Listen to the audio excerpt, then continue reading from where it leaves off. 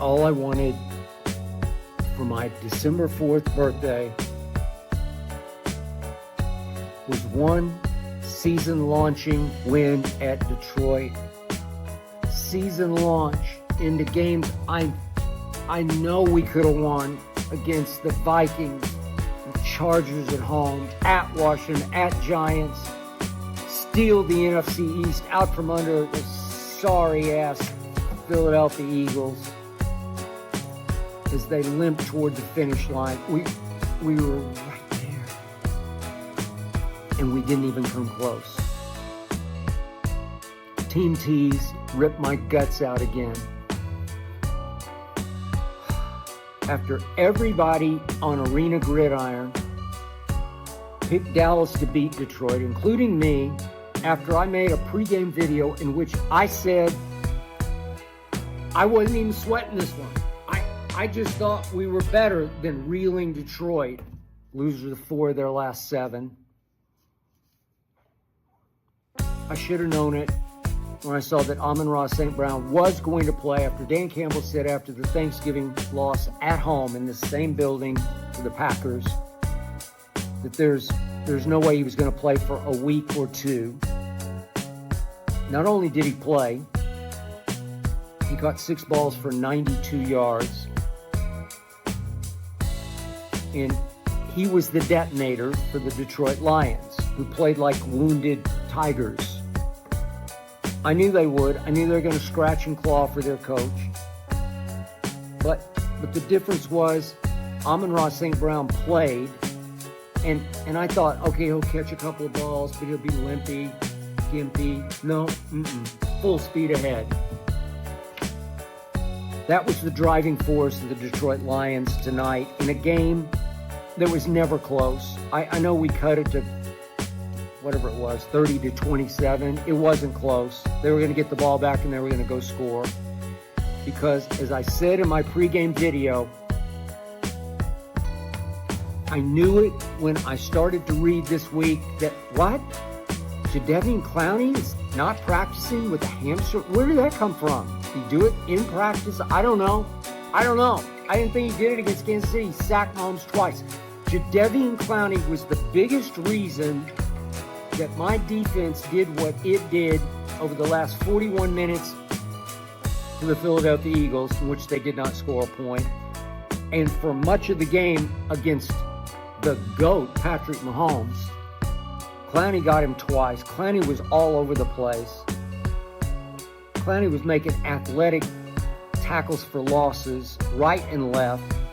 He was changing life and defense because he had changed back into the first pick in the draft. And I said, at age 32, he's still got a lot of ball left in him. And then he didn't play. He didn't even try to play. I don't know. And we couldn't get to Jared Goff.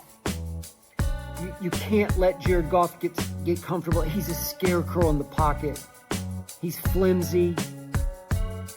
He's soft. He flinches. He grimaces. He shrinks. He folds up. You just have to get after him. And we got him early. Osa got him one time. That was the only play I saw Osa make all night. And then after that, nobody got him. And the truth was, from the start,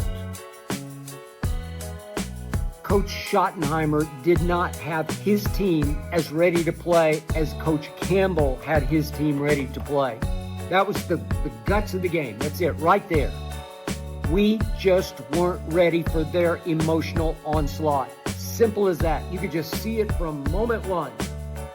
And my quarterback, Dak Prescott, who was on an MVP tear, too often tonight, especially in the first half, reverted back to bad Dak. Duck Prescott, like duck. Quack, quack, quack, duck, duck, duck, duck. He missed CD 3 or 4 times, but a couple of them CD managed to catch. One time he had CD deep on a route in the first half, threw it over the wrong shoulder completely 5 yards out of bounds, and CD just turned to him and said, here. Just waved at him, not out there, here. Showed him up. CD doesn't like him. all the bad rose back to the surface. Right when I thought I could trust this team, everything bubbled back to the surface, including George Pickens. So I got one baller on this team, one baller I can trust, and that's CeeDee Lamb. And what happens? I lose him for the second half. He goes up for a wild Dak throw and tries to circus catch it. First I thought he hurt his hand, then I thought he hurt his left shoulder. And then it came clear he just banged the back of his head on the turf, and he was upset because they took him in the tent and told him he couldn't play anymore. And clearly he wanted to play. Maybe that would have made the difference. But they said, no, you got to go home. You got to go to the locker room. Took his helmet. Ball game. Congratulations, Eagles. You just won the NFC East. So, without CeeDee, who are you going to call? Number 3. George Pickens. Why did Mike Tomlin say no? More trouble than worth to George Pickens. Why did the Pittsburgh Steelers give him to us for a third-round draft pick? Why was he changing life in Dallas? And somewhere Mike Tomlin was chuckling and chortling and saying, just wait. Because of tonight.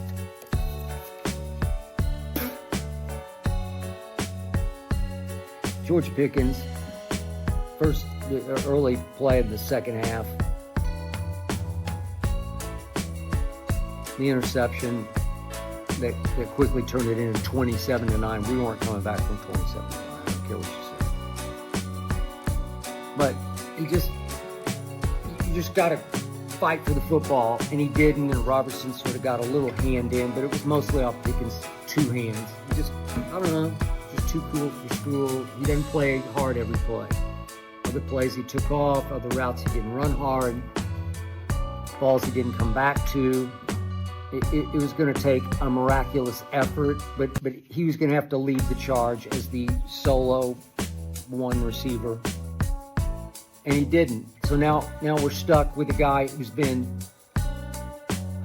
perpetually, frighteningly late for meeting after meeting. He's been fined all year. He got fined going into the Raiders game, got benched early because he missed the team bus from the hotel.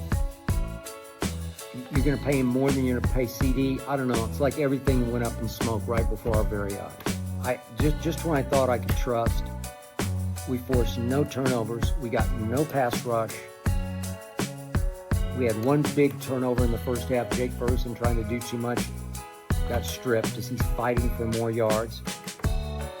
And then Jake Ferguson in the first half had a hands-to-the-face penalty that wiped out a deep ball penalty that George Pickens caused, because he causes lots of penalties. The best deep ball catcher in the league.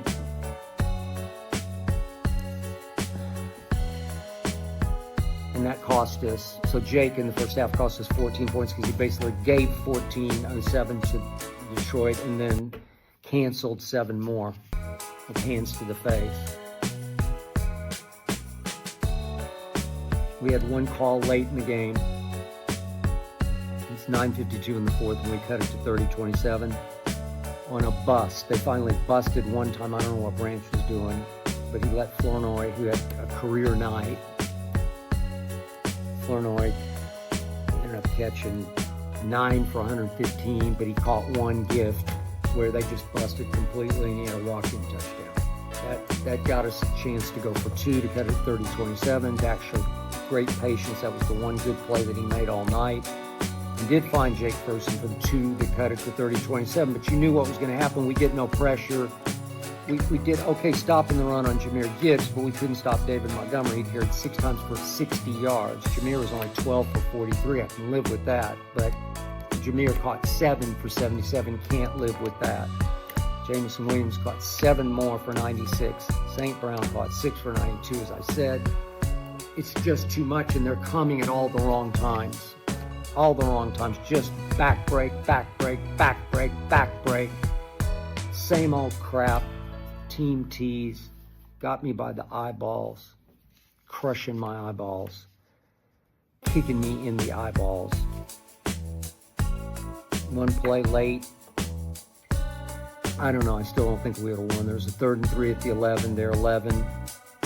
I thought Jake Ferguson got interfered with, and they called him for offensive pass interference on Anzalone. No, other way around. But what did it matter? We had to take another field goal. We took 5 field goals in a game of touchdown trading. It had to be a touchdown trading game. You're going to have to go win it 45-44, and we're taking field goal. Late in the first half, Shoddy, he usually